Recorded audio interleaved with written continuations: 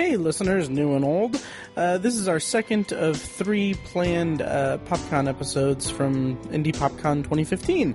This episode features an interview that me and Tiny conducted with John Graham from the INDYpendent show and FIGID Press on the podcaster stage at the convention.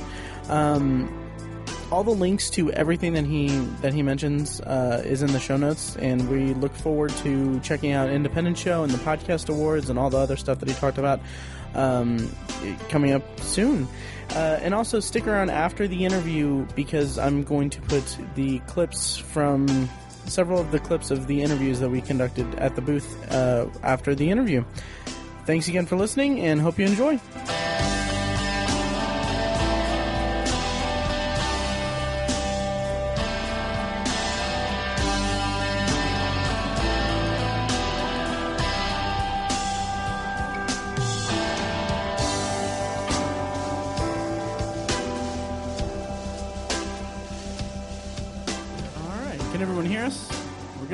Good. Sweet. Awesome. All right. And we should get started. You guys ready to go? Ready. Yep. Sweet. All right. Well, I'm Matt Hurt at Obsessive Viewer on Twitter. I'm Tiny at Obsessive Tiny on Twitter. And this is... Oh, go ahead. I was going to say, I'm John Graham. I'm the owner of FIGID Press and also the promoter of the Independent Show. All right. And this is ObsessiveViewer.com's The Obsessive Viewer Podcast, live at PopCon on the Amalgam podcast stage. Welcome. So we have here John Graham, and he is a man of many things. Like, what do you want to talk about first? Independent Show or is it FIGID or FIGID? FIGID. So it stands for Finally I Got It Done. It's a cool acronym. But yeah, a lot of people think it's frigid. I publish nothing cold. It is all Finally I Got It Done. I thought it was a cool thing to call my press. Yeah. So, well, yeah, just a quick overview. 8 years ago, I published my first children's book. I'm a huge fan of pizza. Is anybody else out there like pizza? Big pizza fans over here? I love pizza. Wonderful. So I liked it so much that I wanted to secure pizza for Christmas Eve for the rest of my life. So I wrote a book called No Sweets for Santa. It's about Santa Claus swearing off sweets on Christmas Eve because Mrs. Claus thinks his suit's getting a little too tight. She's judgmental. And so he goes around the world feeding the treats to his reindeer and gets hungrier and hungrier until he finds a house, that's our house, that leaves him pizza instead of cookies and milk. He gets so ecstatic that he leaves them extra gifts. So that was our tradition. Every Christmas Eve we make pizza for Santa. So that's kind of our awesome. thing. So that's how the first story came about. Very cool. So FIGID Press, it specializes in getting self-publishing done for people. Is that? Yeah, actually, I do some consulting work on the side. So if someone's out there like, man, I have a book in my desk drawer and I don't know what to do next. Mm-hmm. I'm the guy that's like, okay, you only got a few dollars in your wallet. Let's get this thing out there. Let's see how we do it. And I put them with people who have different artistic talents, different things like that. We kind of get things done. Right on. And what is your booth number for our listeners in the crowd here? I'm at booth 643, so I'm right in the YouTube podcast area because that's the coolest area of the con. Coolest area, yes. Definitely. I agree. Has nothing to do with our placement in the layout of the exhibit hall. So why don't you tell us about Independent Show? All right. There's a show locally. Last year was the first year for it, and it's called the Independent Show. And you can't see this on the air, but I am holding up a very cool sign that says Independent Show. What this show is for every person of any age that ever said, I want to make a comic, or I want to do art, or I want to sculpt something, create something, anything like that, but I don't know where to start. And I wanted to create a place where local artists, local creators get together and they share their experience. There's workshops, and it's kind of geared to get people off on the right track. So it's twice a year, once in the spring and once in the fall. The next show is Sunday, November 15th at the Radisson Hotel on the west side of town.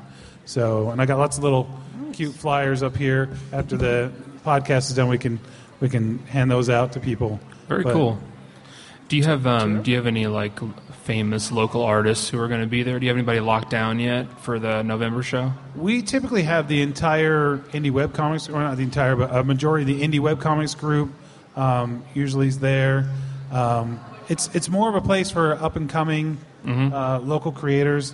I try to keep it real laid back and real casual, so it's not pricey. There's really no cosplay or superstars or things like that. It's all about that learning experience where you can go and just spend 30 minutes talking to somebody about what your goals are and what they can help you with. Cool. Very cool. I've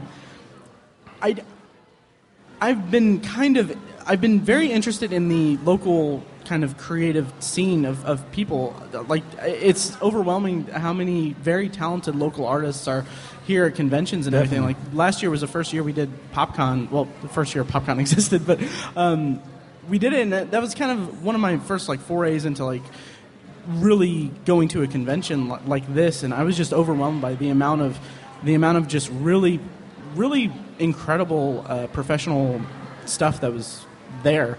And it's a little intimidating because it's tempting to just buy so much stuff. But it's really cool that Independent Show has this community built into it where you can kind of harvest creativity and really collaborate and really kind of feed off of everyone's creative energy. And because any kind of creative output or creative effort is, at least from my perspective, maybe this is saying something psychologically about me, but it's marred by just, kind of, you can get kind of overcome with doubt and stuff like that. And it's cool to have a safety net or a group that is very interested in the same things and experiencing the same things that you can kind of interact with and stuff. That's really cool. Right. Yeah, the message really is, if you get started correctly, if you just use the right tools to get going down the comic path or something like that, it is easier than you think it is. Unfortunately, a lot of people that come to me, usually teenagers, have drawn an extensive comic book on type paper, and they've already lined everything up and did their own word balloons. And it's very hard to format that to fit a comic book. So if I can get to them quick enough and say, this is the size, this is what you need to do, here's some quick and easy steps, then they're off and running. They can have a comic book in their hands in less than a month. And that feeling that they have is great. I helped a 6th grade class. Their assignment was make a superhero, create 3 attributes, and put them in situations to solve problems. And so I worked with the teacher, and we made all those. They worked in teams of 2, so we put each team of 2 into a comic book. And on the last day of school, we surprised them each with their own comic book featuring their art. And just to see like 6th graders are like, wow, this is great. So that's kind of really my vision going forward for organizations, for schools, for anything. I want kids to get out there and like know that they can create something and have the potential of having it in a comic shop for a little while. Work with local comic companies and just be like, hey, my comic's at that shop. I'm 10 years old and I've got a comic book out. It's really not that tough. You just got to start right. Right. And that's the biggest thing. That's really awesome that you're fostering so much creativity out of people that don't, maybe they, like kids, they don't really understand how it happens or how things get made and stuff. And it's really interesting that it's you're giving them an idea that they can do anything, really. That's really awesome. This town is so full of creative people. With you look at the Art Institute, the Heron Art School, Butler University. There's a lot of really great creative programs, and I was amazed. I moved here 2 years ago, and I was amazed that there's so much creativity, but no one was really connected. And it kind of made it like, how do we connect everybody together? And then how do we get people out in front, the creative people out in front of folks? I mean, you have conventions like this, like PopCon, and I love big conventions. I go to them all. But by the time you stand in line for this, the time you go over here and look at this star and this and that, the time you can spend with the local creators is pretty limited.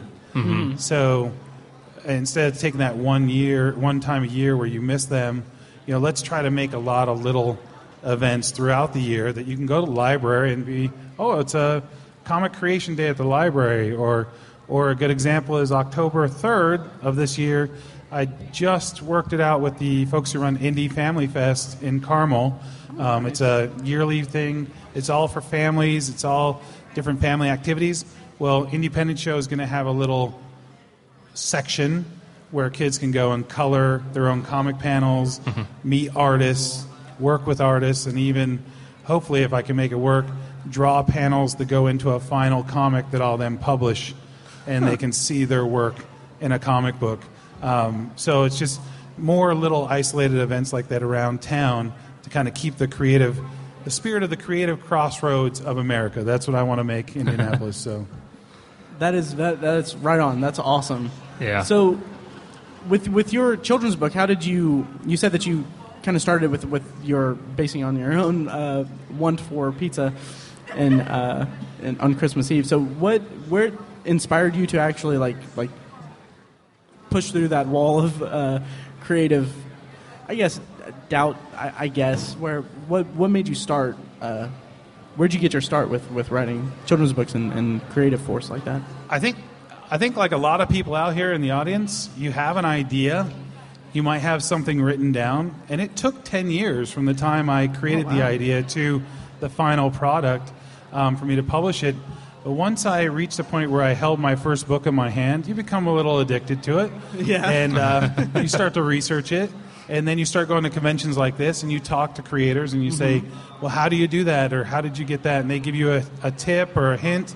And the next thing you know, you're using that to do your next comic. And I did one called The Survivor's Zombianac. It's zombie survival. It's Mad Magazine meets The Walking Dead in the 1950s is really what it is. That is fantastic. I have a 7-year-old, so while I was writing it, I try to keep everything appropriate for like ages 7 and up, so he's not like, Dad, what are you writing? This is horrible. I don't have to hide my stuff from him.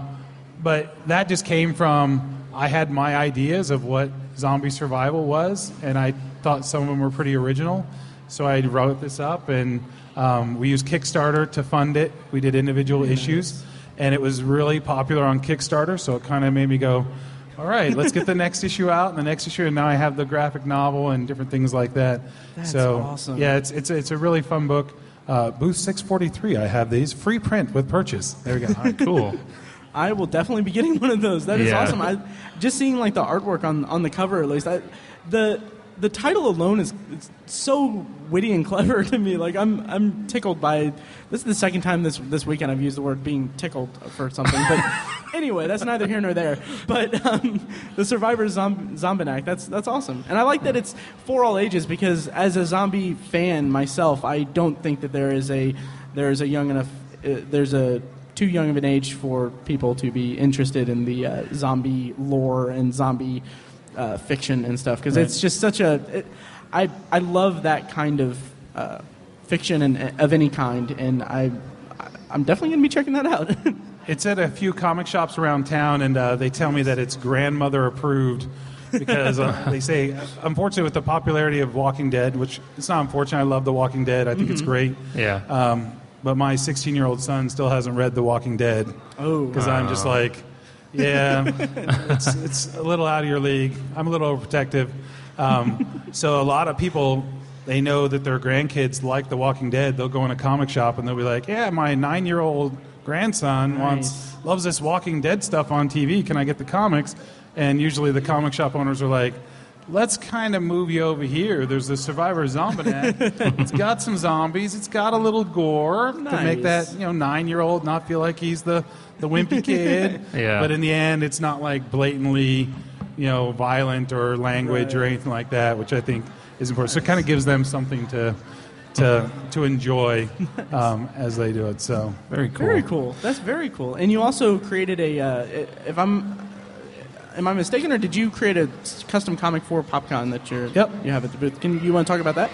I have a custom comic book that I created just for PopCon. It was kind of my big gamble. I've never done an exclusive comic before, so this is the very first exclusive comic I've done. The cover is kind of a ode to the PopCon icons that you see all around. This features my characters, the Holiday Hooligans.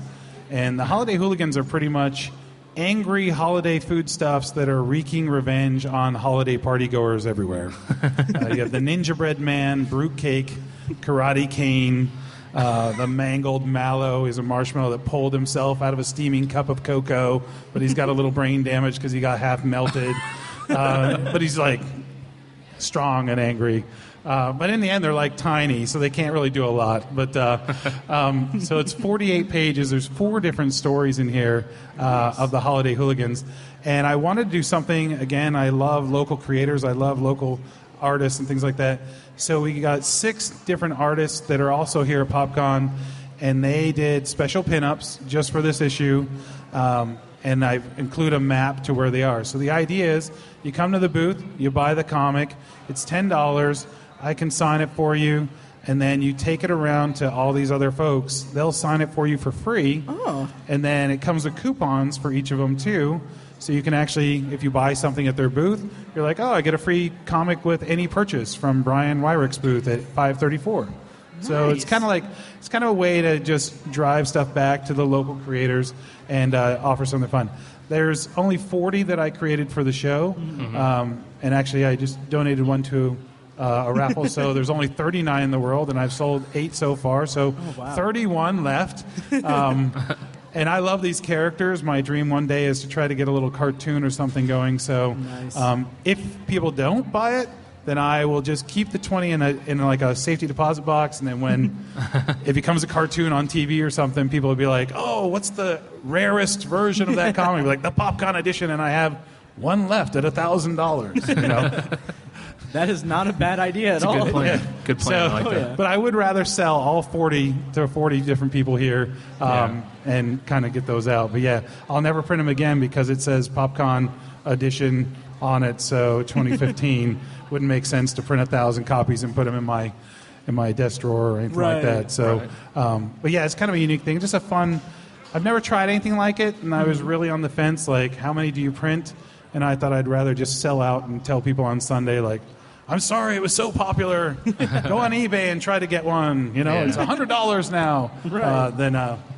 Than have like stacks and stacks, and people come to my table and be like, I'll come back later when you're doing the clearance sale.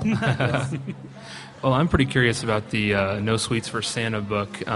Just because of the cover, there's like a sad-eyed Santa holding a carrot and celery.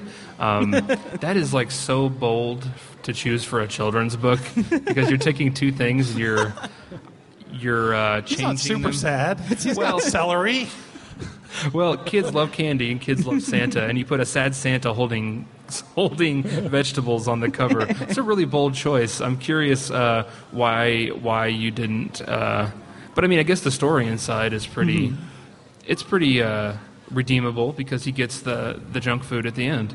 It's pizza. Junk food. Pizza would, depending on what school system you go to, it's filled with all the fruits and vegetables you need. Honestly, pizza is.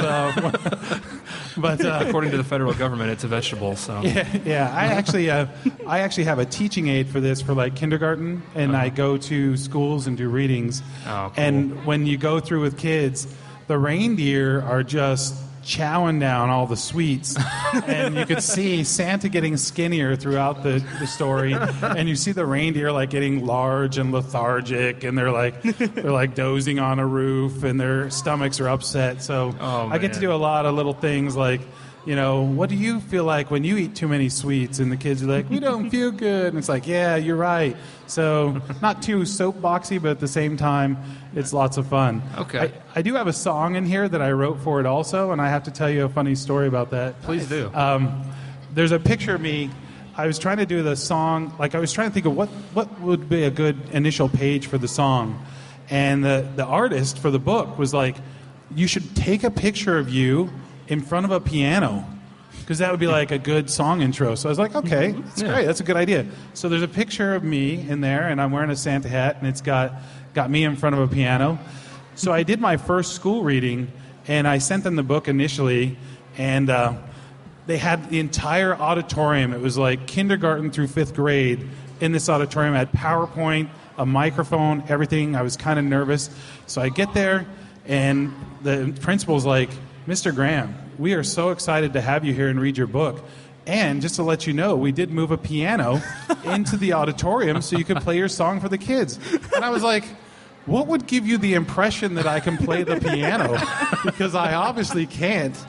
And she's like, well, we looked in the book, and there's a picture of you in front of a piano. So that makes perfect sense. And I was like, yeah, I can't play the piano. So they give the sheet music to the music teacher who had never played it before. And I was like, okay, kids, let's sing the song. And the teacher was like, try. It was really bad in the beginning, but it's a very catchy tune, so it was very easy to get the kids involved, and it turned into a good experience. But yeah, I learned a lot that time. Now I have a disclaimer. I send the book, be like, warning, I cannot play the piano. But I have a jump drive that has like the music on it. Oh, nice. And now we can all sing along as a group. So yeah, I've got all sorts of crazy stuff on YouTube and things like that. It's one of my favorite books. So that's funny. Oh, that's terrific. I really relate to that because every Christmas Eve, my mother makes a lasagna for the Christmas Eve dinner. We don't make it. We never made it for Santa, but I think it's because it's like the one time when we were kids, it snowed really bad, and my mom hadn't gone to the store to get whatever she was going to make, like a Christmas ham or whatever, but she had the stuff to make lasagna, so it just turned into a tradition. Nice. And so that really relate to that. That's pretty fun. Did you have like a similar experience? Is that why you made pizza on Christmas Eve, or is it just because you love pizza and it sounds great? You know what? My wife made the best homemade pizza. I mean, I'm a little biased, obviously, Nice. but it is the best homemade pizza. And I just wanted to make sure that we made homemade pizza at least once a year that had a really great thing. And our pizza recipe is actually in the book, too. Ooh, So nice. it's like a wheat crust with some flaxseed in there. I say it's as healthy as you can make pizza, and I don't like say pizza's healthy. It's probably healthier than some things, but it is a healthy version of pizza. It's absolutely delicious. So I just wanted to make sure that we had that forever and ever. And I think traditions are really important. For anything with families. You really, that's what you bring away from your family life when you're young. Like, oh yeah, we always did this on Christmas or do that. Yeah. And every time I go read for kids at schools and that, I ask them, like, what do you leave for Santa? And that is a wild card question in Indiana and where I'm from, the state of Pennsylvania, because you hear all sorts of stuff. And sometimes you'll get people like, we leave pizza. And I'm like, oh, that's great. Believe it or not, the artist who did the art, we were talking, he leaves pizza for Santa. Really? That was his family's tradition. I was like, I guess it's fate. Let's make this book. So That's cool. So about this recipe. Now, we're going to turn it into a cooking show. So yeah. So if you don't mind transitioning, we are a movie and TV podcast, and I'm very curious because you are wearing a Doctor Who outfit. So, and we've been asking people at our booth what fictional character or universe they would want to be or be in. So what would your answer to that question be? in the context of movies, and I'm going to sound really sad here, but one of my favorite movies of all time, the movie that I always go back to and I keep playing over and over again, is a movie called Mystery Men. Has anyone out there ever seen Mystery Men? Okay. There you go. And We got it some is, hands. I mean, it's not winning any Academy Awards. It's but it has like William H. Macy and just a ton of really popular people are in it. But it's based on a comic book, and that universe of like, you know, it's just so funny. The Shoveler and, you know, Mr. Anger and the, you know, all these different crazy characters, and the bad guys are all like, it's the Disco Boys or the Frat Boys. You're always on double secret probation. You know, that movie is just great. So that universe, I think, would be fun to exist in. Interesting. Follow-up question. What would your superhero be? What would your character be? Probably like man who reaches stuff from tall shelf easily. Tall guy. I can relate to that. Yeah, you just described why I have Tiny with me all the time. Yeah, I think that's the best superpower. I get maybe have like one Nice. extendable arm thing, so I'm super long reach. I like it.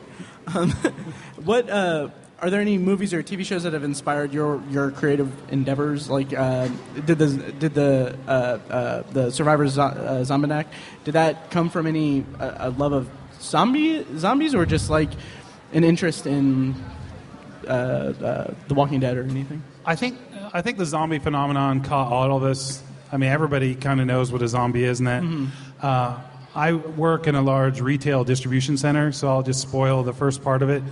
I think a large retail distribution center is the very best place to hole up in a zombie apocalypse. You have everything that you need, fences, semi-trucks, compressors, food, clothing, everything's there.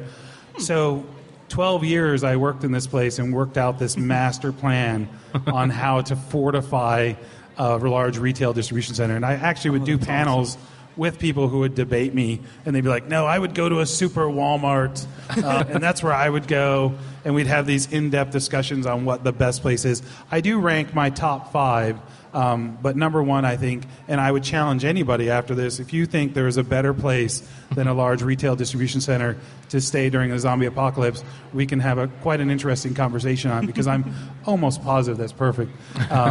One of my number 1 picks for a vehicle, believe it or not, well, number 2 was a fire engine. I think everybody should be driving fire engines around all the time. And finally, after 4 seasons of The Walking Dead, they jump into a fire engine. I was like, vindicated! That's awesome! They finally listened to me. Thank you, Robert Kirkman, for reading the book I've been sending you every month.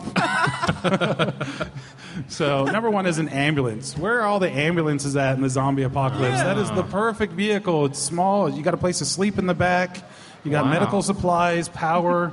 I mean, and it's kind of a promotional thing to be like, volunteer at your local fire department because that's going to save your life one day. Exactly. Or get a job at a retail distribution center because then you can get the lay of the land. Things like that. But Walking Dead, things like that.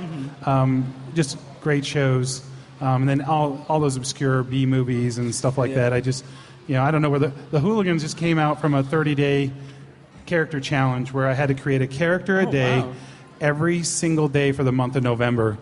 Wow. And, yeah, it's called the 30 Character Challenge. It still goes on. And if you want to test your creativity, join the 30 Character Challenge and write up something and draw something.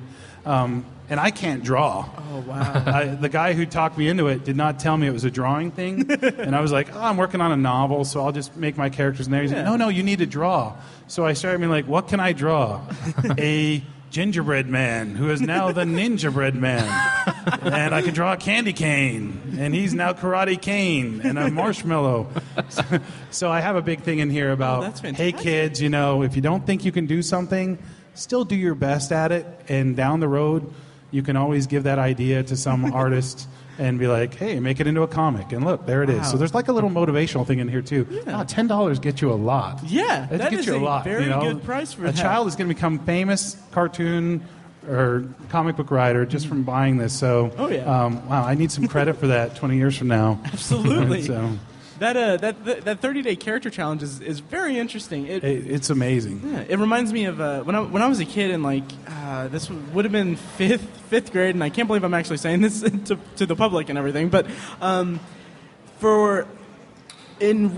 at recess time, I would have a little notebook and everything. I'd draw these little characters, thinking okay, I can make a comic strip, but they're little stick figures. But the creative juices weren't flowing.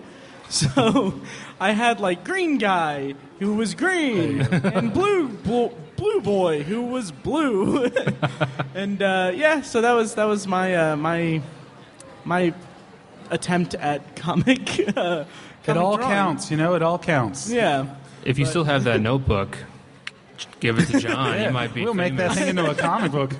I think I may have actually found a sheet of paper or something in a folder when I was clearing out my parents' place because they just recently moved, in the closet. But I think I threw it away because it was just But we'll call it the primary color crew. Oh, I like that. Just came up with that right here. I Patented. Like that. Copyright. All right, say that. I'm writing it down. Exactly. That's terrific. So are you into any movies or TV shows currently, or do you have any time to? Because you've got your hands full with a lot of stuff. I don't have a ton of time, and this is going to sound weird, but it's whatever is on Netflix is what I get into, so I can watch it a season at a time as quick as possible. I have a 7-year-old son who's in the hall right now watching my table because that's how responsible I am. Here, son, here's $20. Watch my table. Daddy's got an interview. Nice. No, I got older kids too, but it's funny. We got rid of all cable and TV when he was born. Wow. Oh, wow. And just have Netflix. And so And it's kind of like our psychological experiment to see what it's like. And the most unique thing happened when I took him to a barbershop at 5 years old, and he had never seen a commercial on TV up to that point. Oh, wow. And the barber's like, hey, well, I'm cutting your dad's hair. I'm going to put this on Nickelodeon for you, son. And he's like watching SpongeBob. And then all of a sudden his show stopped. And a commercial came on, and my son looked at me like, what is going on? Wow. What is this thing interrupting my show? So yeah, he's so used to being able to be like, I feel like watching this. Bang. I feel like watching that. No commercials. That's fascinating. Yeah, it's kind of a social experiment that we're doing, I guess, that what happens when you don't expose a child to commercials for his entire life. I don't know. We don't mean to do it. I would rather pay $8 a month than $100 a month, and I'd rather watch less stuff. Absolutely. But if it's not on Netflix, then I usually don't get to watch. I don't like to watch things on the computer or anything like that. So thankfully, Doctor Who and a lot of other sci-fi shows are on Netflix, so I can go back and watch anything. But I think there's a lot of great shows out there. I would have never seen The Quest without Netflix. And Shondo is here, the guy from The Quest. And I thought that was the greatest show ever, but they canceled it after one season. So if you have Netflix on your phone, watch an episode of The Quest, then go out. And I don't think a lot of people know he's here. He looks lonely at his booth, so you can go get an autograph or something from him. So that's a really interesting social experiment, even if it's accidental. I have a nephew. I have two nephews. One is about to turn 4 here in a couple days. He kind of my birthday was yesterday, and he was born 4 years ago, a few days after my birthday. So I was like, okay, well that's the end of celebrating my birthday. But but anyway, he's about to turn 4, and he's grown up without with his main source being Netflix and everything. And so I remember one day. We're just sitting in the living room and we're watching TV, Nickelodeon or something, and then it went to commercial, and he was like, "Oh, over, it's over," and I was like, "No, buddy, He's turning off the TV, going to play Legos. You're like, wait. It's no, there's more. So it's really interesting to see where the entertainment industry is going to go once commercials, knock on wood, become obsolete. Right. And I know that like Hulu, there's a big thing about people getting really, really upset over Hulu having commercial breaks, and I grew up watching regular TV, and it's I'm okay, if you're angry about Hulu Plus having commercial breaks and stuff, I mean, put it into perspective, because it's 3 breaks, each commercial's maybe 30 seconds, and it's time was where when I was a kid you had to sit through 4 minutes of commercials every 10 minutes but yeah, it's really interesting to see how the entertainment industry is branching out and going away from. I'm really hoping that it makes the Nielsen rating system obsolete. Right. I think my whole the whole thing with starting Obsessive Viewer was to eventually take down the Nielsen ratings. That's the overall goal for this thing. I think it's amazing some of the technology that's changing and coming out to the forefront. You look at podcasting, I mean, there's a chance that half our audience here has never even heard a podcast before. Mm-hmm. I know 2 years ago, I didn't follow any podcasts or anything like that. Yeah. And here we are. I mean, it's exploded so much that it's just phenomenal. And anybody can, I guess, attempt to do it. Obviously, not anyone can do anything. But, you can record in your computer, and you can put something out there, get your opinions out there, help people. Oh, yeah. And I think it makes it such an amazing medium to get your voice heard. Oh, yeah. Absolutely. And the podcast medium is just, it's grown. The president of the United States was just on WTF with Mark Maron, a podcast. Right. And it's just fascinating to me that the president, while in office, went to a comedian's garage and recorded a podcast. Yeah, it's the power of podcasting. It's absolutely just mind-boggling to me. So if anyone knows Obama, I mean, the Obsessive Viewer is looking for a guest. We're open to negotiations. Yeah. We are, yes. One of the things I'm trying to do for the next Independent show is have a local podcast award. So yes, let's talk about that. I saw the press release, and it was very inspiring to see that kind of vernacular used to describe podcasting, because it is, for me at least, and I can't really speak for Tiny, but for me, like, it's a very creative outlet, and it's really interesting to see people reacting to podcasting in that way. So what are the Podcast Awards, and tell us more about that. So on November 15th at 5 o'clock at the Independent Show, with your admission cost, the Independent Show, you can sit in on the awards. We're asking local podcasters, it's kind of like 30 miles from Indianapolis, that's kind of our range, to submit their work in 4 different categories.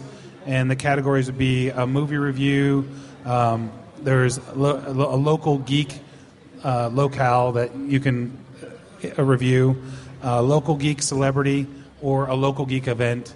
And the idea is have all this material coming in from local people, promoting local people, so we can kind of get everything together.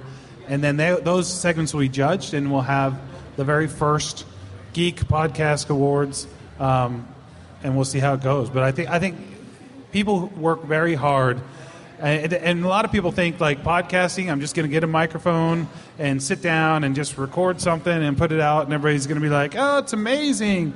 But over the years, I've sat with podcasters, I've watched what they've done, and I am just like, you are amazing for being able to edit that and figure out timing, and there's so much that has to be done to create a good podcast. So it's really not something anyone can do, and we really need to recognize the people locally that can do that. And there's podcasts across the United States, podcasts and awards across the United States, but there's nothing for just the geek-oriented type thing in Indianapolis. So the plan is to have a good group, lots of fun awards, the 4 main awards, and then we're going to have, like, best voice, best editing, best promotion, just other little smaller awards to go. And, it's not going to get you $1 million, but I think when you're starting out or you're a local creator, it's any kind of admiration or accolade you can get just helps fuel that creativity, and you're like, I can keep going, I want to keep doing this. So. Absolutely. And for our listeners at home, I am slipping him a $20 bill, just hoping that carries some weight for the podcast. I won't be a judge, but I will be tallying the results, so we'll see in November what happens. Very cool. Right on. That is fantastic. I'm really, that is so awesome, because, I mean, I don't know, like, it's so... I tell this anecdote a lot. When we started the podcast, we recorded it just at a friend's house, and he borrowed his friend's equipment, and he was setting it up and everything, and I was looking at it, it's a lot like this setup here with a mixer and a laptop and microphones and everything. I'm like, oh, this is overwhelming. I don't know if I'll ever be able to get this, so we'll just record on our laptop from now on. And then like, as soon as we recorded it, when it ended, I was all like, oh yeah, that was pretty good, that was pretty fun. And then it kind of hit me like, oh, this is going to be on the internet forever. This is right. People are going to hear this. And then slowly I just kind of just grew into it, and it's something I really enjoy doing. And Tiny, what do you think of that? What was your experience? Yeah, I felt the same way. I was really hesitant going in when we first started it, but so many people told us we should do it, because that's kind of like what me and Matt would do. We'd see a movie and then talk about it for hours. Mm-hmm. Some of them we'd talk about them just ad nauseum, and so I was really hesitant about doing it because I wasn't sure if I was going to be able to articulate things properly and all that. But once we were done recording it, I was like, I want to do that again. Yeah. And ideas just started flooded into my head, and I was like, this is going to be a thing that we're going to do. And it's been just a blast from there. So one of the things I was curious about is you said that you've used Kickstarter for your the Survivor Zombinac, and have you used Kickstarter much? And if you have, like, what's been your experience with that so far? Because that's a huge thing that's helped so many people. I'm just curious about it. It is. I was an early adopter of Kickstarter. If you haven't ever heard of Kickstarter, it's called crowdfunding, where you can go view somebody's project and back it and get rewards or incentives or different things like that. I've done 14 projects and 13 or 12 were successful. Wow. So I was an early adopter of Kickstarter. I love it quite a bit. I actually use it part for raising money and part for promotion. Okay. I'm one of the few social network Kickstarters. It sounds weird. I've done some panels on it where even if I don't need to raise money for something, I would put it on Kickstarter with a very low goal, just so people who search things up will be like, oh, that's happening in Indianapolis right now. Oh, cool. That's very cool. The first Independent show, I put it out there on Kickstarter. I didn't really need to raise a lot of money, but I had people contacting me from other states who were on Kickstarter regularly, and they're like, this is a great idea, I'll definitely support you, but how can we get something like this going in our state? And it just allowed me to reach a lot of people that I would never reach through like a Facebook page or anything like that. So I'm a big fan of it. There is a formula for it, though. It does require research. That's why I tell people, I have so many folks that come to me and they're like, hey, I just started my project, and can you give me some advice? And I'm like, well, you've started it already, so there's not much we can do. And you asked for $20,000 for a comic book, because you want to print 150,000 copies and put them in every comic store. And so my primary thing I work with people on is like, how do we bring this in and get it to a manageable size, right? And make it something that will actually be successful, instead of like, I need $6 million because I think I want to retire based on your Kickstarter pledges. That's not how it works, unfortunately. I was really surprised. The first Zomanac issue came out, and I asked for $700. I raised $2,000. Oh, wow. And I developed, strangely enough, a fan following in Australia and the UK. And now every Kickstarter that I do, these guys are like, send it to the UK. And, you have to charge more for that and different things like that. There's a formula for that, too. But as an author or a creator, when you're like, hey, that guy in the UK wants my stuff again, or this person has my stuff in Australia, you feel really good about it. And absolutely. No one in Europe would ever have heard about the Zomanac or anything else I've done if I just would have been using my Facebook page to promote myself or my friends list. So you've got to have something that's free, that gets out to a wide audience, and then you have to make it so you can actually achieve your goal, and get that product out so people continue to follow you. So you're saying that the Obsessive Viewer Kickstarter should be about $4 million? Is that about right? I wouldn't do more than 3, and just say you need a little bit of equipment. Don't tell them you need a mansion with a big soundproof room in there that you can record all day long. So in your BMW. Nice. Don't worry, Tiny. I'll give you about 10,000 of it. Okay, I'll take it. Actually, yeah, that's Kickstarter fine. has been in the news lately, though, because some people have overreached and not fulfilled their obligations, and that's a tough area to be in. I usually have something 95% of the way done, and so while I'm running the Kickstarter, I am finishing the last little bit, and I'm getting those things to ship like the day after my Kickstarter is done. So that's another reason why people like to follow me, because they know, oh, he finished his Kickstarter in August, and it is October 15th, and I've got everything in hand, and that's perfect. That is awesome. I'm back somewhere. I'm like, it's been 2 years and I'm still waiting. I still want to see it. It looks really cool. But 2 years, I've totally forgotten that I even backed it. So. Oh wow, that's good. That's good advice. Yeah, that's very good. Speaking of advice, I've based on what you said, what I've heard from so many creative types who've done podcasts and comics and just independent publishing, they've always said, if you want to do something, just go do it. Don't wait for the industry to catch up to you. Don't wait for the software to be there or anything like that. Just go do it. But it seems to me like you kind of say, like, maybe talk to someone like you first before you even put pen to paper, and that way you can have all your formatting down, and you don't have to worry about reformatting your whole book or your whole show or anything. So is that kind of your advice, to kind of talk to someone who knows what they're doing first before you really just go do it? Yeah, definitely have your idea planned out, but I have learned when I first started going to conventions, so a lot of people here, if it's your first convention, you spend a lot of your time in the vendor area or the stars, and you don't really get to all the side areas. And once I got past that vendor thing and started visiting the local creators or creators in general, I realized that they love to help you. Yes. If you have a question for somebody for anything, they're not. It's not trade secrets. You know, if you come talk to me and you want to make a comic and you have your files done and you want to know a printer, I'm going to give you options on where to print. I'm going to give you the pro, the con, everything, because it's not my special, like, oh, if you use this guy, I can't use him again. So I recommend having everything, having a good idea what you want to do, then just go to a place like this or the Independent Show and talk to people, and they will help you finalize your ideas or give you some tweaks and things like that. Okay. Now, anybody can really print a comic, a first version, and maybe it has a grammatical error or something in there they realize later. As long as you're printing low print runs, you can fix it, and then you can print it again. But I'm always a big fan of, hey, I'm going to go out and have a friend read it before I actually print it. Yeah. You know, I try to still get it out in people's hands. And there's lots of great resources for that. So, yeah, helpful people, creative people are super helpful. Okay. So if you go to Artist Alley and just talk to them, like, hey, I want to do this, or what can I do, or what art program do you use? You know, do you use Manga Studio 5 or this or that? What kind of digital art tablet? They will share that information with you. They just want you to be successful, and that's kind of what the Independent Show is built on, is just people want you to succeed.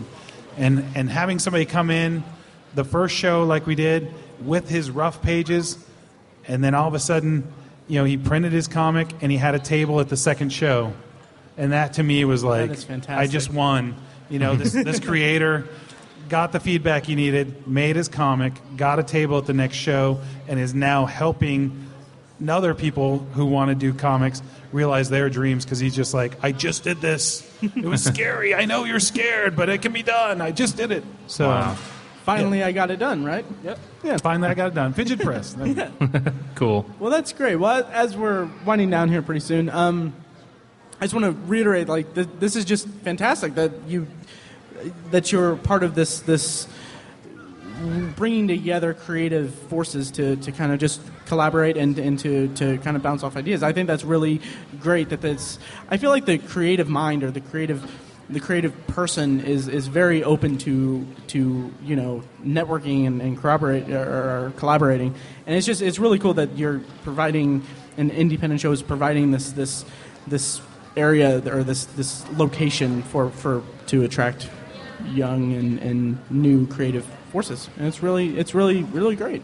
Thank you very much. And I do have cards with the website on it, but it's Independent Show, INDY, Independent Show, like Indy. Hey, that's kind of, see how I did there? It's kind of cool. So you can go to the website, get all the information about the podcast awards. You can get information about the show in November. You can get a table if you're a creator. If you're an organization that's like, I've always wanted to do some comic-y type thing in my library or for my group, you can contact me through there. Just whatever I can do to make the creative culture grow in Indianapolis is my number one goal for the next couple of years. Right on. That is fantastic. Cool. And once again, where can we find you online and everywhere else? Where can we find Fidget Press, and where is your booth? I'm at booth 643, so if you just go straight up aisle 600, all the way almost to the end, I'm right there on the right-hand side. And you can find me at fidgetpress.com or indypendentshow.com. Both are on the cards up here if you want to grab a card. And like I said, we've got 31 exclusive comics left. So visit the booth and get your copy today. Fantastic. Well, thank you so much for being on and for talking to us. Yeah, thanks, John. Yeah, all right. Much appreciate it. Yeah, and once again, we're the Obsessive Viewer. You can find us at obsessiveviewer.com and find back episodes of the podcast at ovpodcast.com. And also, we have a raffle at the booth where we're giving away DVDs that I don't really want in my collection anymore. And we're doing an event in Irvington to support local filmmakers with short films. Our friends from Billy and Brendan Watch Movies, who are also in Internet Alley, they're going to submit a short film. They did it last year, and it's fantastic. We can't wait for it. It's going to be October 16th at the Irving Theater, and it's going to be basically short films screened from local filmmakers and then interviews with them, and all the money is going to go toward the Irvington Historical Society. We got to donate some money last year to them from last year's event, and just the happiness that it brought them was awesome, and we're really looking forward to doing it again. So again, that's October 16th, the Irving Theater. You can find more information on that at obsessiveviewer.com or at Shocktober and Irvington.com. And come see us at our booth, 637. Yeah, thank you guys.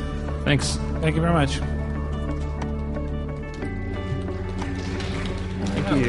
Thank you. Please, grab a card. Oh yeah, there are flyers for Obsessive Viewer up here, as well as Independent Show, everyone.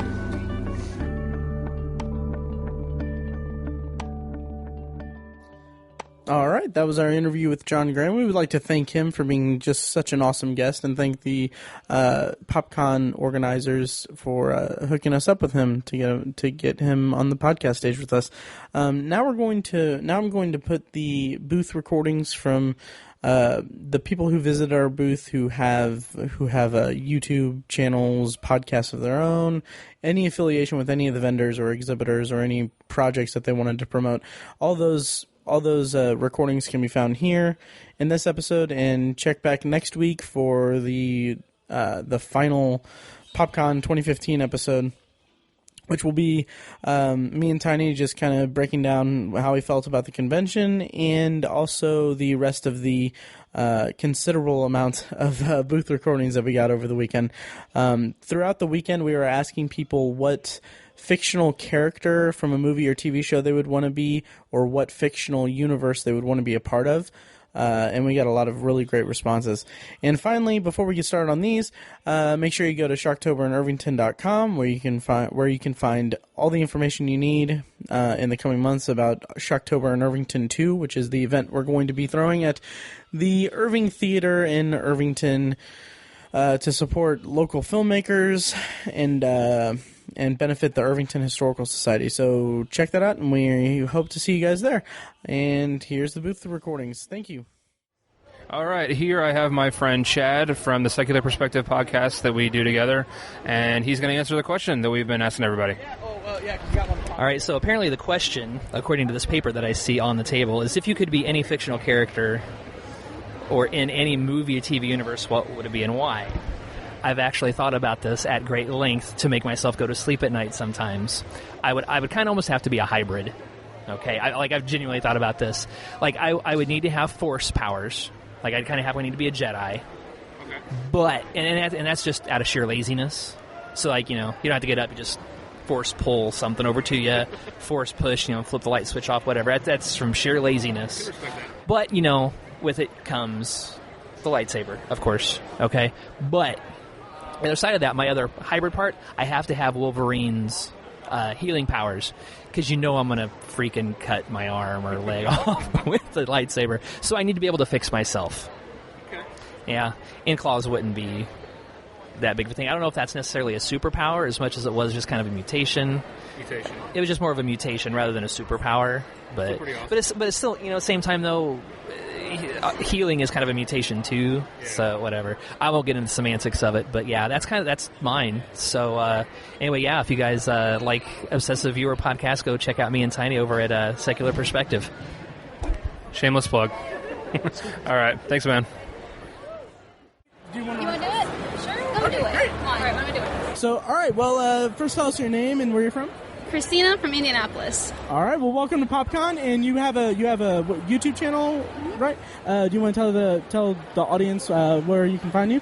I'm an amateur voice actress, and you can find me at Slykitsune.com. Great. Link to that is in the show notes as always.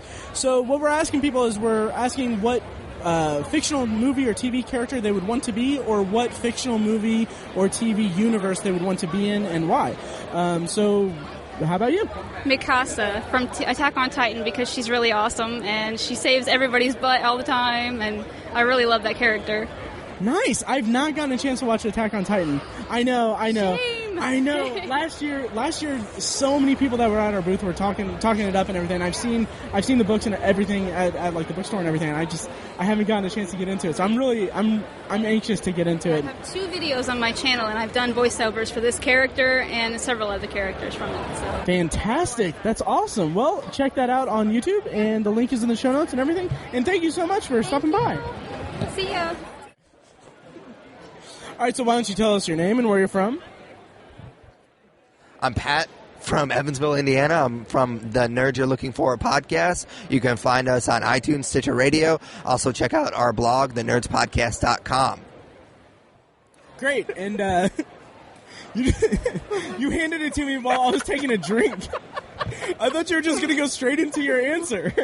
Well, you have to ask me the question. Why didn't You're not good at this. It's a deliberate tactic. I'm trying not to say the question over and over again in every clip.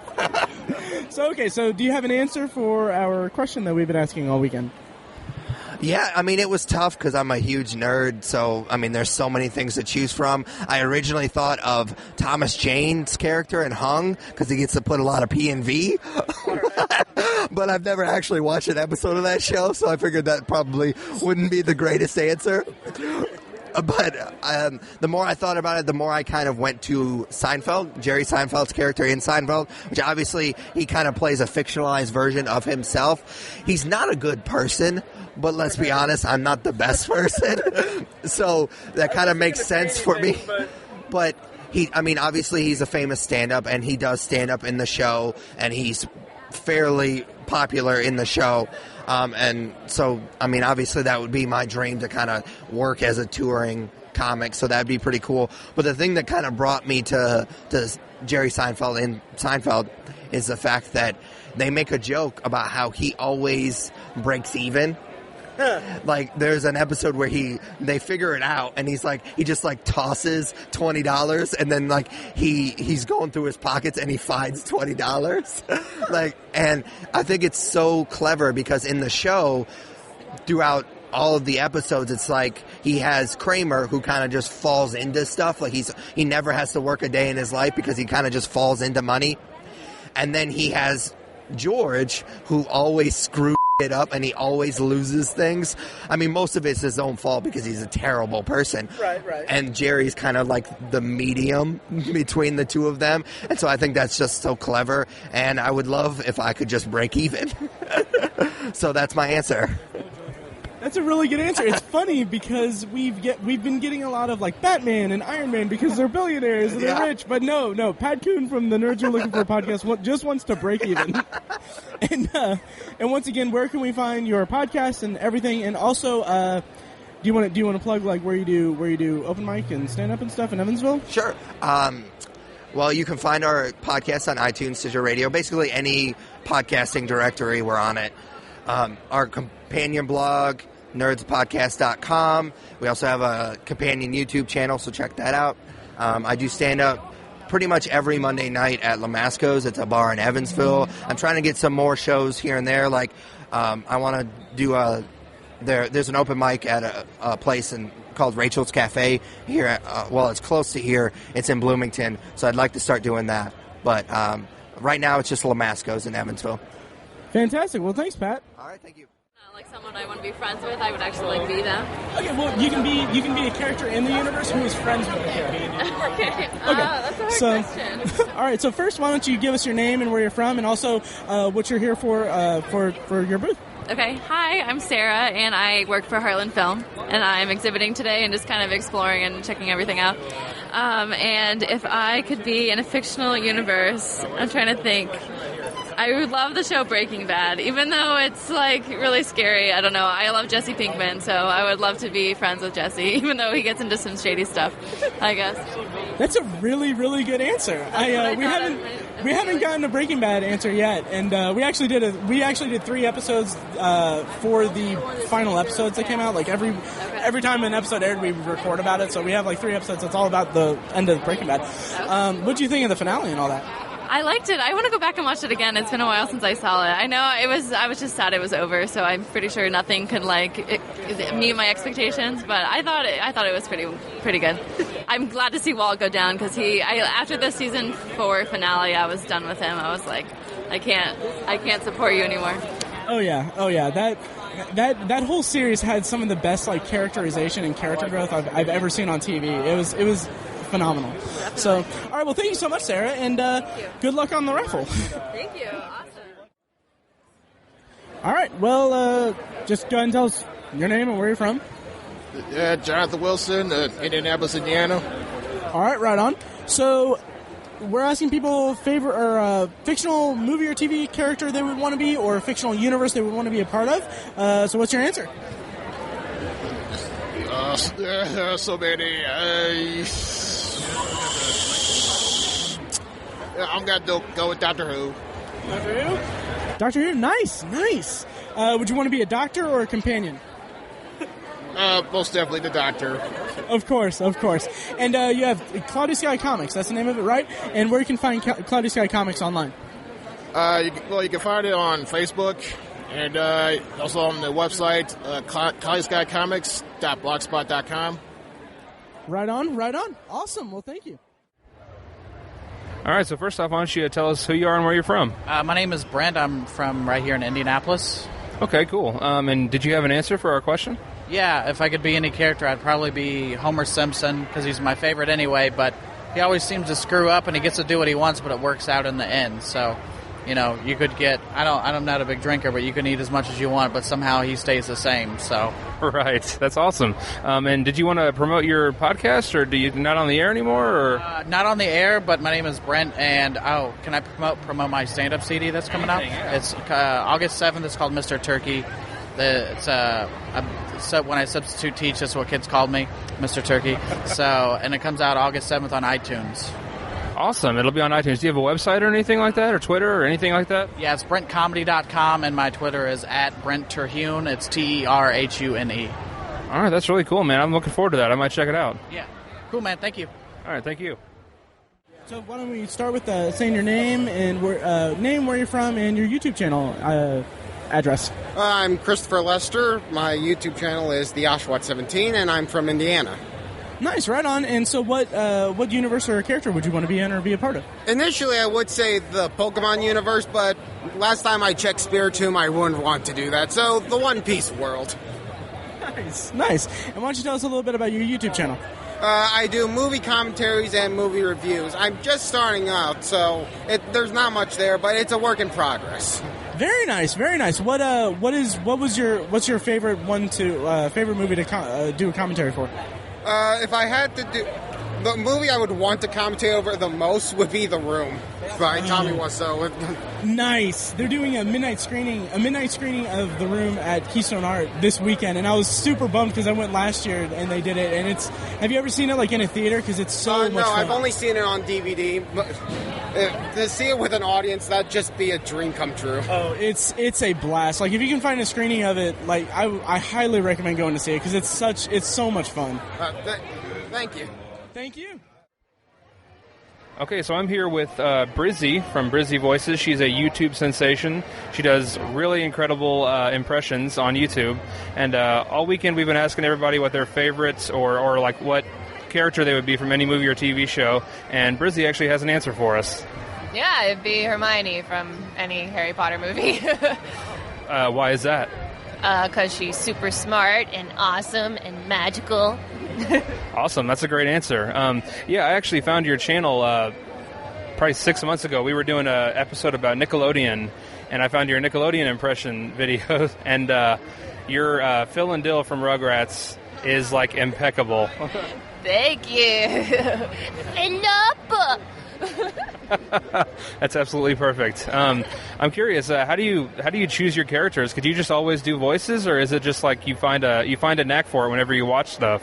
I never noticed that I always did voices. I don't know. I just decided that I really liked doing voiceover things a few years ago, and I basically just try any characters that I like and see if it works out. Okay, cool. All right, well, thanks for talking to us, and I hope you had fun this weekend. Sure, thank you. You too. Okay, why don't you tell us what your name is and where you're from? Hi there, my name is Cesar Ortega. I work for 8-Bit Studio, and we're here promoting our video game SKARA The Blade Remain, which is in Steam Early Access right now. Very cool, very cool. That sounds like fun. So we've been asking everybody what their favorite or who they would be on a movie or TV show, which character they would choose, and do you have an answer for that? Actually, that is a hard one. I'm thinking about Predator, because I really, really like that they just kill aliens for a living, pretty much. That's a really cool answer. That would be awesome. So real quick, is there any way we can find your game somewhere? Is there a website we can go to? Yeah, absolutely. You can you can check it out in Steam. The game is called SKARA The Blade Remains, and our website is SKARATheBladeRemains.com, and we also have a Twitter, which is SKARA TBR. Awesome. That's really cool, man. Well, good luck with your game, and thanks for stopping by. Thank you very much. All right, I'm here with Chris Spangle of We Are Libertarians. And why don't you go ahead and introduce yourself, since I already did it for you. But tell us about We Are Libertarians, and also answer the question for us. All right, I'm Chris Spangle, and you can check out our podcast at We Are Libertarians. We're a political podcast. And no, my voice doesn't always sound like this. I have half a voice box thanks to laryngitis. My co-host Greg, I gave him laryngitis too, so we're mute. Nice. Great for podcasting. And been a big fan of the Obsessive Viewer podcast the time I was on it. Nice. Every other time it was pretty okay.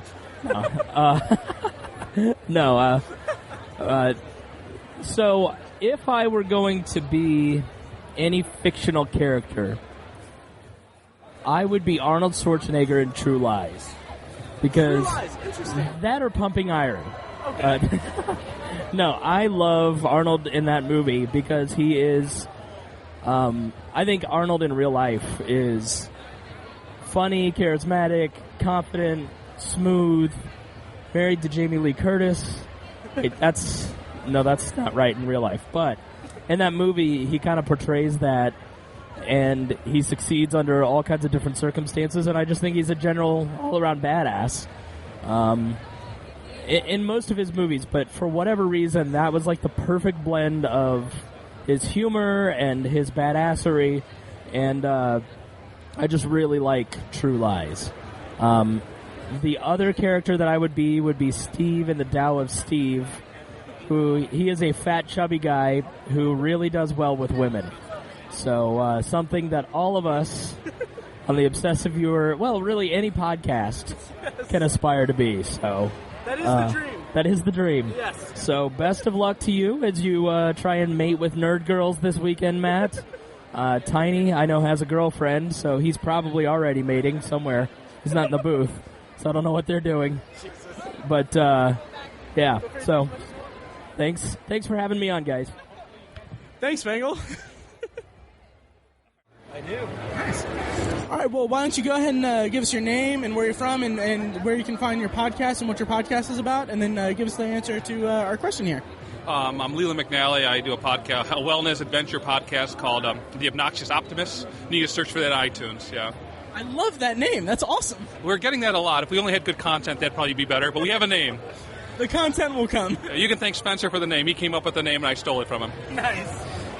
Yeah. So how about the answer to our question here? I'd like to live on the Death Star. I think that'd just be a nice living environment, clean, organized. How about you? No? Until it blows up.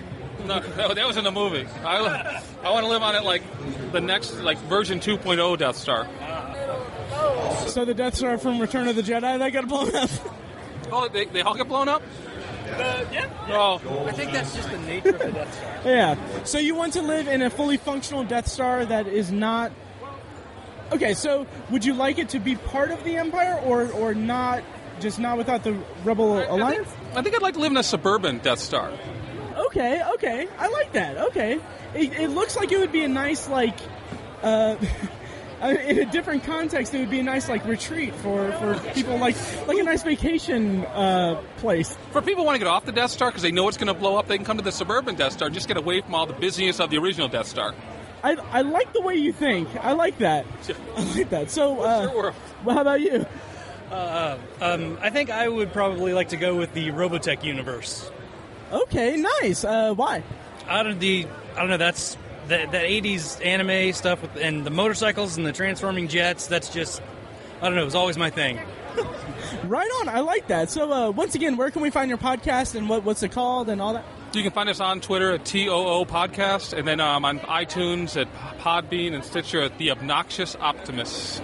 The Obnoxious Optimist, an Indianapolis located wellness podcast. Right on. Thank you. All right, I'm here with the ladies from Hypable Podcasts, and first of all, why don't you guys say your names and where you're from, and talk about Hypable and the different podcasts you guys have. Hi, I'm Danielle. I'm from a northwest suburb of Chicago, and I'm on a few of the podcasts. Rewatchable is my main one, and I guest on some of the other ones. Very cool, very cool.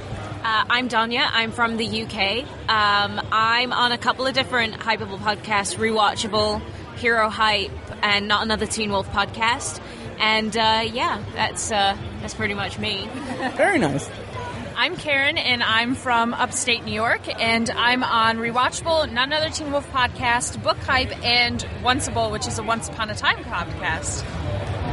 Holy crap. I admire your work ethic. I'm like barely doing one podcast, and it's like it's very very time consuming. So we're asking people what fictional character they would want to be, or what fictional universe they would want to be a part of, and why. And so who wants to go first? I guess I do. Okay. I would most like to be Peggy Carter because she is a wonderful human being and a great role model, and she just kicks a lot of ass. And if I can live in any fictional universe, I would definitely choose the Wizarding World because it has so many interesting aspects to it. While it can be slightly dangerous, there are so many like fun new things that people can do, and honestly my life goal for myself is to be able to fly like solo. So if I lived in the Wizarding World, that'd be done. Very nice. That's an awesome answer. Yeah. Thank you. Okay, I would probably be Hawkeye, just because it's a running joke across every single podcast we do. I have a mild obsession with Hawkeye, just in general. So yeah, that's probably who I would be. I kind of like just how flawed he is as a human, and he's trying to keep up with everyone in the superhero world, which, again, we're all human at the end of the day, so I'd really love that. And as for the universe I'd live in, probably Star Trek. Oh, nice! Since we last spoke last year at PopCon, I started watching Star Trek, and I'm still on the original series, but I mean, my goal is to watch all of it. So, yeah, what part of the Star Trek universe would you want to be in? I would probably say I'm most into like the original series stuff, and I guess the reboot of the original series in the movies. So that's the kind of thing I would do. I would want to be on a starship, any kind of starship. I would love to be in command because I just love, like, not necessarily the captain, though that would be very, very nice, but I would love to be in like the command section of the ship. So yeah, I would love to do that. Nice. That's a great answer. Are you ready? I'm so ready. Okay, so the character I would most like to be would be Scott McCall from Teen Wolf, because he is an incredible human being who got given these powers that he didn't really know what to do with, and he became such a wonderful leader because of them, and I just really admire his take on humanity and giving everyone a second chance. I think that's really important. And then, although my first instinct would be to say Hogwarts, I'm not going to do that because Danielle took that. So, second choice would be the Percy Jackson world, because totally love those books. I think they're amazing. I'm obsessed with Greek mythology, and I think it would be awesome to be a demigod and have powers based on who your godly parent is. Who wouldn't want that, though? Yeah, exactly. That is an awesome answer. Great. Yeah, it's awesome. All right, well, where can we find Hypable podcasts? Like, where can we find everything?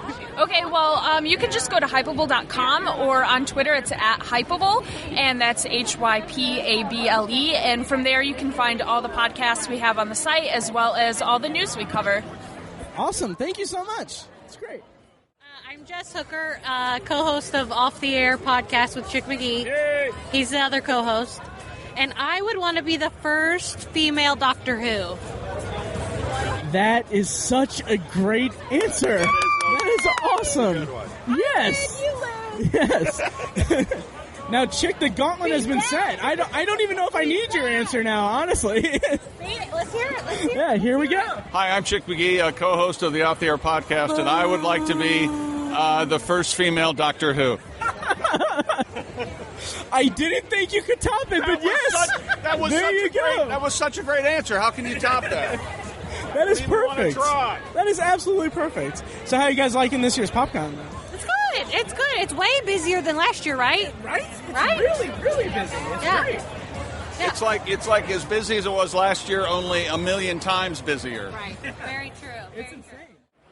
All right, so why don't you tell us where your name, where you're from, and where you can find all of your stuff.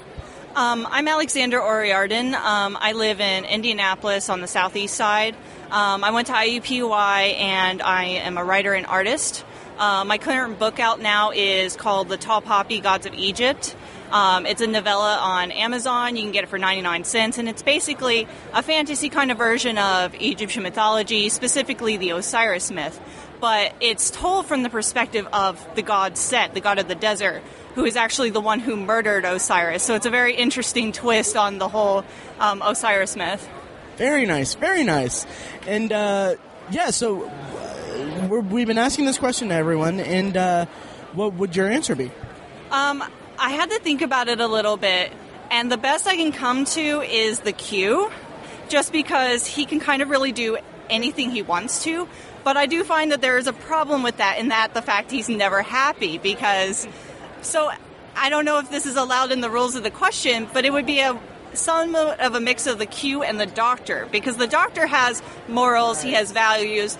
Though he can almost virtually do anything he wants to, he has a sense of responsibility of doing things. So though he has to suffer sadness in that, equally when he gets to be joyful, there's so much more celebration in that. While the Q is just constantly bored with his life, so... That's a great answer, and yeah, it's especially with like the Doctor, it's that dichotomy of keeping control of his morals and the things that he needs to do to keep the balance. That's the word I'm looking for. The balance between that and his history and all that stuff. It's like those are the best, most well-rounded characters in my opinion. Those kind of tragic kind of figures, and those kind of answers are the best for me, because it's. You kind of take the good with the bad, and it's not like you're like, oh, I want to be, I don't know, I want to be a godlike figure because nothing bad happens or anything. So it's nice that you incorporate that into your answer. So where can we find your work, and what do you have stuff coming out soon or anything in the works too?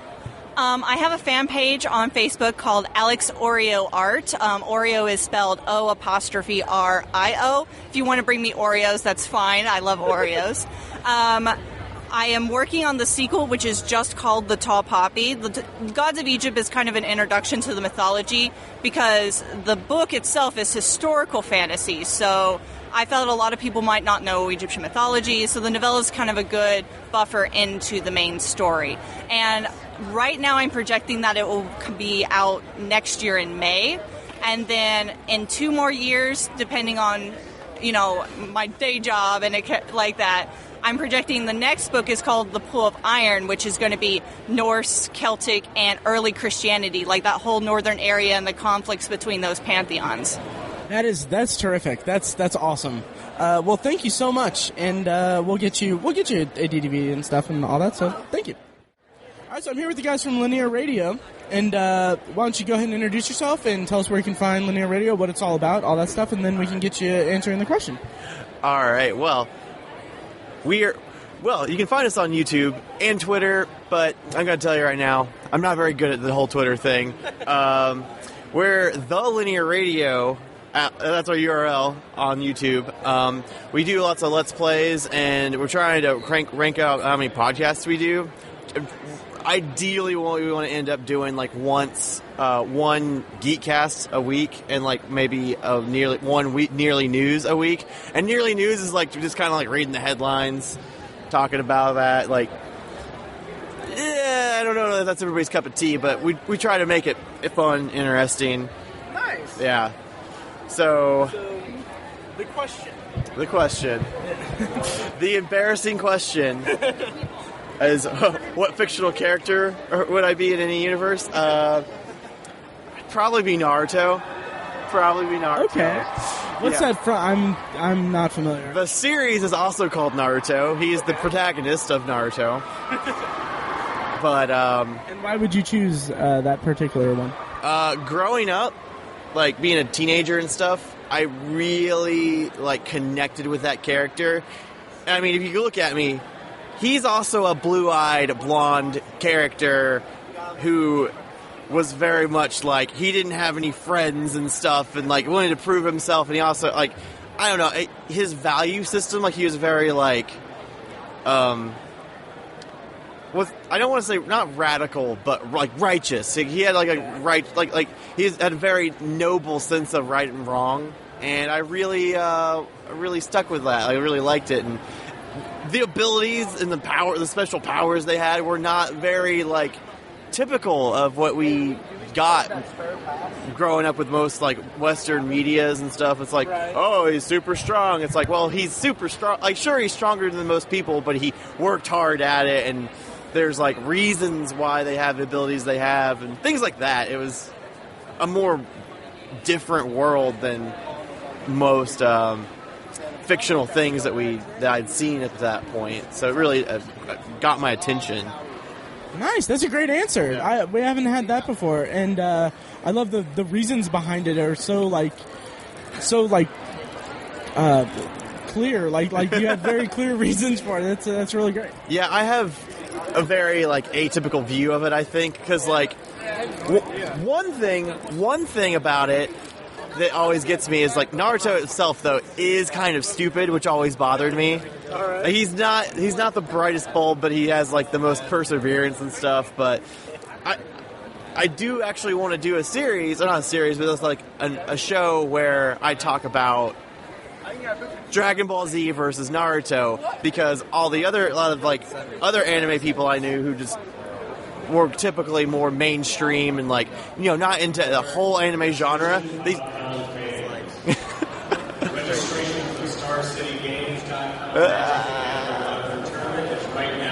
Anyway, I'm just not going to talk over this. They, you know, they're always like, no way, man, Dragon Ball Z, like it's like talking to it's really weird how it's like almost kind of jockey. It's like okay, yeah, dude, you're so much cooler than I am with my nerd thing, that nerd thing. There's a lot of like posturing and and like I mean, I looked at my whole point is like looking at it very like from a literary standpoint and like the progression of stories and things like that. Like it's much more intriguing. It's got more diversity as a thing.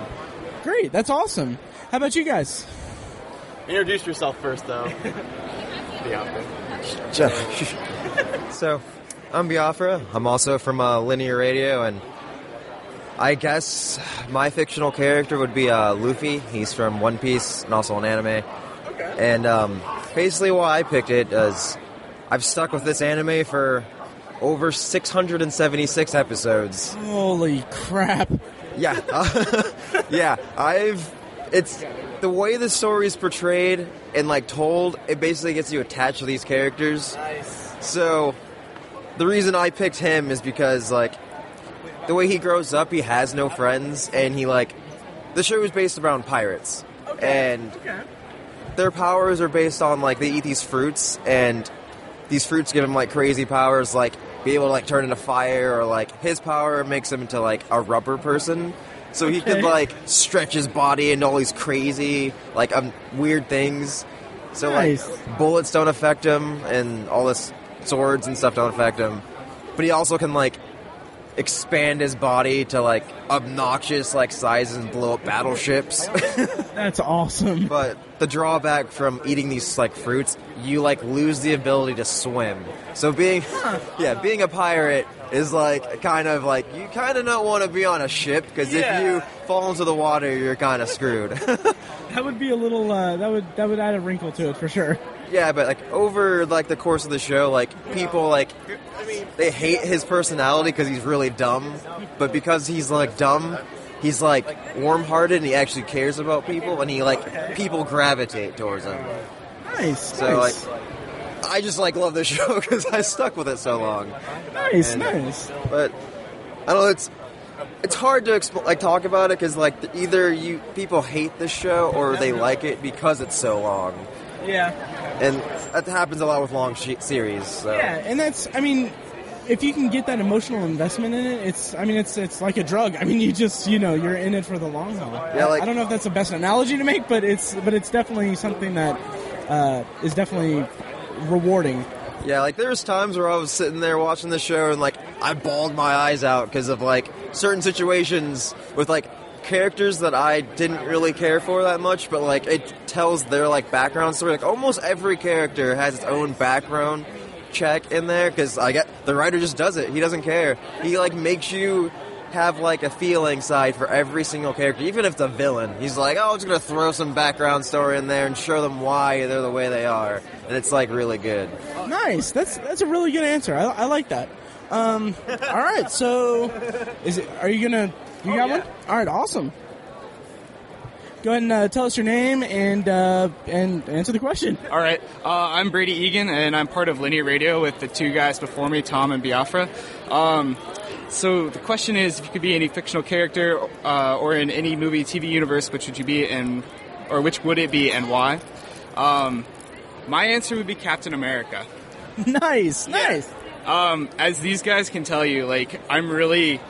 I don't know. I can identify a lot with Captain America. I'm like really rigid in my views of like morality and justice. Nice. And I don't know. Like, I definitely, if I were to be somebody, it would be Captain America. Like, I feel like if I were part of the Avengers, like that's who I'm always like.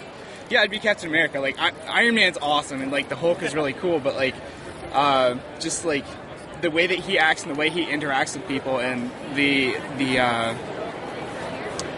I'm just going to say, like, the moral compass that he adheres to is definitely, like, something that I feel a lot. So, yeah. So that would be my answer for that, yeah. Fantastic. Yeah, the kind of nobility of Captain America and Steve Rogers is just, it's something, like, he's a Boy Scout and everything, but, like, one of my favorite things about The Winter Soldier is that it really plays up the moral center that is Steve Rogers, and how when he comes across something that is in conflict with it, even if it's from S.H.I.E.L.D. itself, like he's still against it. Like he doesn't waver from that at all, and that's a quality that is just absolutely fantastic, and especially in a character that is from a property that a lot of like kids will see as well. It's something that's really really fantastic. I love it. So that's a great answer. Yeah, absolutely. I totally get what you're saying about like the Winter Soldier, because like he was totally not cool with what S.H.I.E.L.D. was doing, and I was like, no, I get that. I'd totally fight back against them too if I had Captain America's power. Like, like what they were doing was wrong. Like, it was inherently wrong and un-American. And I'm very like, I love America. Like, my favorite president is Teddy Roosevelt. So like, nice, mine too. So like, I feel like Teddy Roosevelt and Captain America get along really well. So absolutely, Teddy Roosevelt was just a beast. Awesome answer. Yeah. So once again, tell us where we can find Linear Radio, and anything else you guys want to say before we go? You find Linear Radio on YouTube. Oh yeah, that's the place that we do the thing. Sorry, we're still pretty tired. Yeah. It's the last day of the con. Everyone's tired. Yeah. Yeah, you can find us on YouTube. We also have a Tumblr and a Twitter and Facebook. Usually just like at Linear Radio or some variation thereof. YouTube is YouTube/Linear or the Linear Radio. All one word, right? It's all one word, and the first word of each, or the first letter of each word is capitalized. Yeah. Nice. Well, right on, guys. Thanks for stopping by. Yeah, absolutely. Thank you. All right, so go ahead and tell us your name and where you're from, and your answer to the question here. All right, I'm Zachary Sadiq. I'm from Indianapolis, Indiana, and I write for Pokemon card website, do stuff like that. Really enjoy it. As for myself, if I could be a fictional character in any movie or TV universe, it's a really tough decision because there's a lot of movies and TV shows that I really enjoy. I suppose, I guess I could be Sean Spencer from the TV show Psych, which I really enjoy that show, not just because of its humor, but of everything about the chemistry between the characters is really well. And Sean's just a really funny guy. And his humor, I wish that I could work well. I'm only partly good at humor, but I think he's a really awesome guy as far as the character goes. Very good character development in the show, and I really wish I could be Sean Spencer. Awesome, that's a great pick. And did you say you wrote for something online? Yeah, tell us where we can find your work.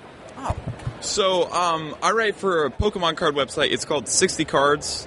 we work specifically with the TCG. We do lots of competitions and stuff like that. I write in the community. I write lots of stuff. My latest one was about how they banned a card recently in the game, and so I wrote about that. And this next one, I'm going to be writing about my, since I'm in a competition to win a trip to Worlds, I was going to write about my memories in the game, specifically my childhood memories and stuff like that leading up to the moment I'm at. And yeah, I really enjoy it. And if you want to check it out, you can write for free and stuff like that. So, Fantastic. That's great. Well, thank you very much. Yeah, no problem. Yeah. Jesus. I'm not too proud of it, but at you this should point, be. at this You point, should just be. own it. Yeah. So, okay. So I'm here with Tyler Hunt from the Nerds You're Looking For podcast at the Nerds Podcast, nerdspodcast.com. Why don't you tell us your name, which I already did, and where you're from, and where you can find your podcast, which I already just said. Well, my name's Tyler Hunt, like you said, and I am a nerd you're looking for. We have our podcast at the Nerds Podcast, nerdspodcast.com, all that good stuff. And last day of the convention, we're all drained. Why don't you answer what's your answer for our question of the weekend here? I've actually given this some thought, and I love Batman, but I don't want my parents to be dead, so I'm not going to go that route. I'm actually going to go. Have you ever seen the show Entourage? Yeah. It's a really douchey show with really douchey guys, but they live a really sweet life.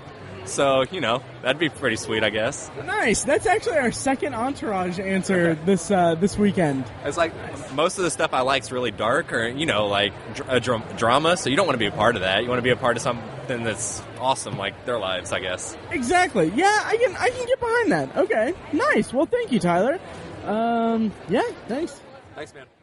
All right. So I'm here down at the Established Facts booth.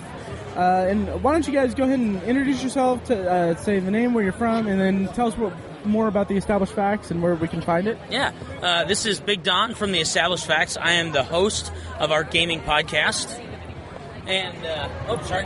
You're still talking. Go ahead. Sorry. This is Josh. They call me the producer of the podcast, which really just means I handle everything technical. That's right. And we record in his house, so it's technically. Nice. I know how that goes. Oh, go ahead. No, he was. Oh, joining sorry. this conversation. It's Sunday, and everyone is so confused and are tired. It's Sunday afternoon. It is. At PopCon. It's we're all a bit wiry. That's right. So we're asking everyone the question of the weekend, and what is your guys' answer? What are your guys' answers? So I have thought long and hard about it, and by long and hard I mean for at least the last 2.5 minutes. I think if I was going to be a part of a TV or movie world, I would want to be a part of the Star Wars universe. Nice. Or I would want to be a Marvel character. Okay, nice. Which Marvel character? Oh, man. Honestly, Wolverine has always been one of my biggest favorites, but I was just talking to a couple friends over on the other side of the exhibit hall, and they reminded me of the love that I have for Venom. Oh, nice. So, and the fact that I really love villains, and he's an awesome villain, so... Very nice. Very nice. How about you? Well, I wasn't sure if I wanted to step this way, but it seemed to make sense. From a world perspective, TB, I would say Storybrooke from Once Upon a Time. Oh, yeah. Okay. Because I think it'd be really neat to meet all of those fairy tale characters. And now, granted, they're all backstabbing each other all the time, but it still would be fun to meet. But in terms of a character, I was for the longest time a Batman like Mark, big time. I'm really becoming a fan of the Green Arrow.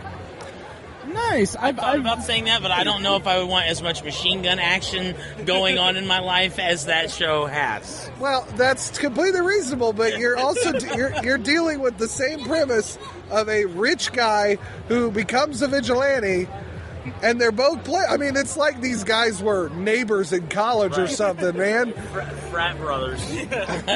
So I'm a big Marvel guy, but in terms of, for some reason, the Green Arrow, and maybe it's just the way they've handled the Arrow TV series, The Oliver Queen's Green Arrow right now is he's just awesome. Definitely. Very nice answer. Very nice answer. Have you guys talked to the Hypable podcasts yet?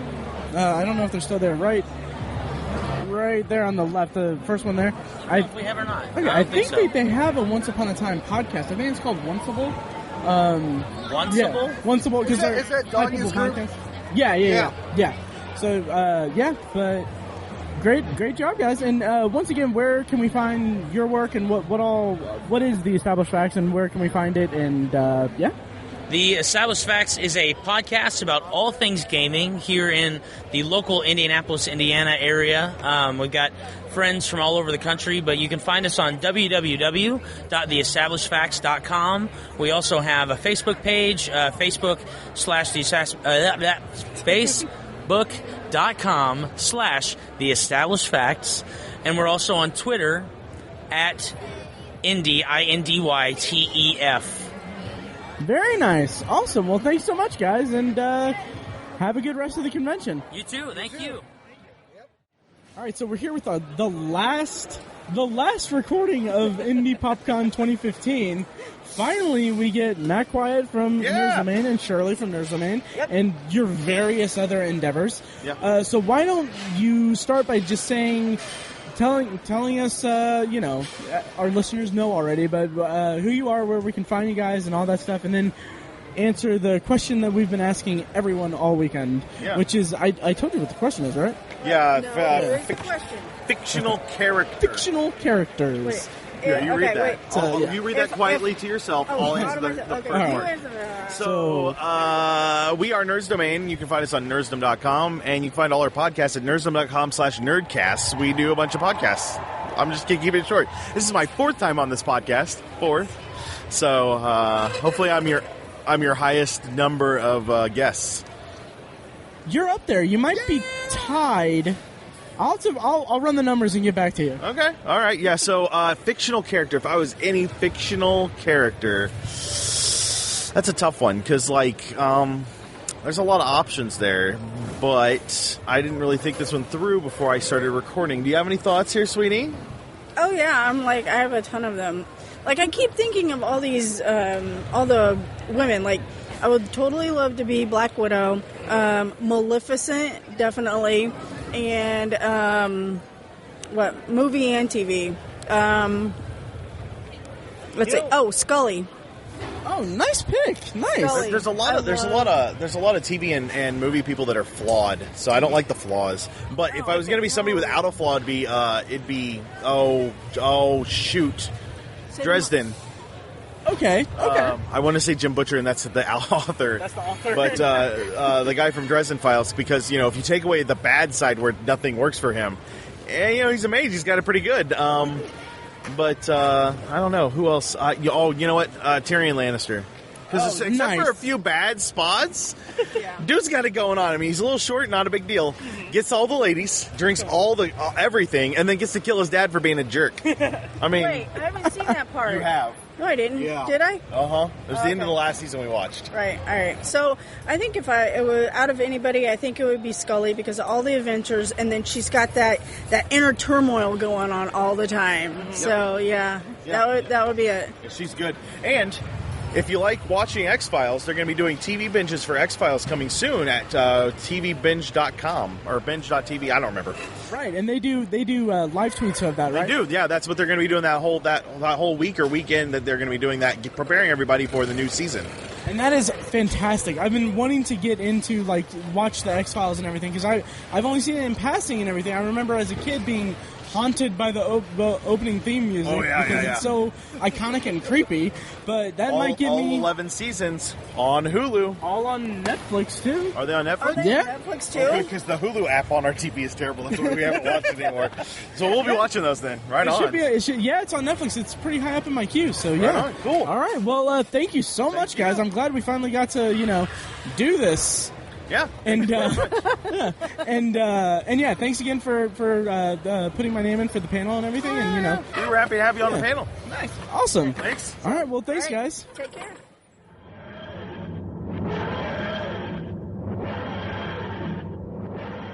that was all of our booth recordings with YouTubers, podcasters, and creative types with things to plug. We'll be back next week with our final PopCon 2015 episode, where we'll be having all the rest of our booth recordings where they answered the question, which movie or TV character would you want to be, or what movie and TV universe you would want to be a part of. Once again, check out Shocktober and Irvington.com if you're in the Indianapolis area. We're hosting an event October 16th at the Irving Theater in Irvington to benefit local filmmakers and also the Irvington Historical Society. We're going to be screening short horror films from local filmmakers, and all the money we make goes directly to the Irvington Historical Society. Irvington is an amazing community, and throughout all of October they have a bunch of Halloween-themed activities, and it's something that you don't really see in a lot of communities these days, at least not that I'm aware of. So help us support Irvington and check out Shocktober and Irvington.com. Also, this just happened today. I don't know what I'm going to do with it. I don't know if this is something that our listeners would be into, but if you are on Reddit, go and check out the newly created Obsessive Viewer subreddit at r/Obsessive Viewer. Just created it. Figured I'd throw something out there on Reddit to have any of our listeners that want to contact us or give us feedback on the episodes that don't really want to go through Twitter channels or through Facebook. I wanted to give them an outlet to kind of reach out to us and talk to us and stuff. And I'm usually on Reddit whenever I'm at work and have downtime, which is most of my shift. So check us out, subscribe, r/Obsessive Viewer. And thank you for listening. We'll be back next week.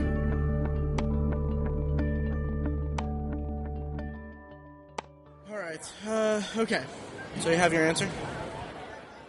That's how you're going to intro me? No, I'm making sure before I intro you. Yeah, I'm not going to just come up here. I've been waiting all weekend to do this. I mean, my answer's not that intelligent, but whatever.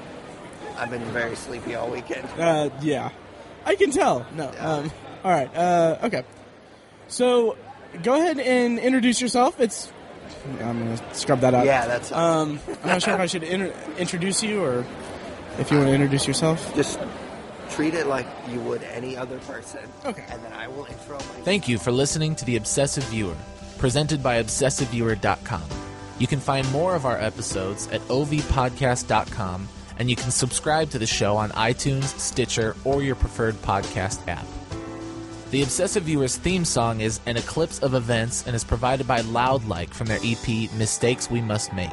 You can find that and more great music from them on iTunes and like their Facebook page at facebook.com/loudlikemusic. Any and all feedback on the podcast is encouraged. You can email the hosts individually at Matt, Tiny, or Mike at obsessiveviewer.com, or send an email to the podcast in general at podcast@obsessiveviewer.com. Check out the Obsessive Viewer blog at obsessiveviewer.com, where we post movie and TV reviews and the occasional editorial about the business of entertainment. You can also like us on Facebook at facebook.com/theobsessiveviewer and follow us on Twitter at obsessiveviewer, at obsessivetiny, and at IamMikeWhite.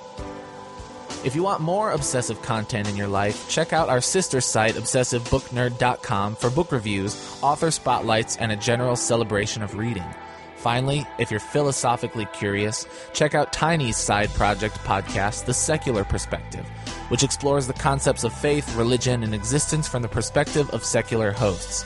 You can find that at thesecularperspective.com and subscribe to the podcast on the podcatcher of your choice. Again, thank you so much for listening. We love you. Be excellent to each other.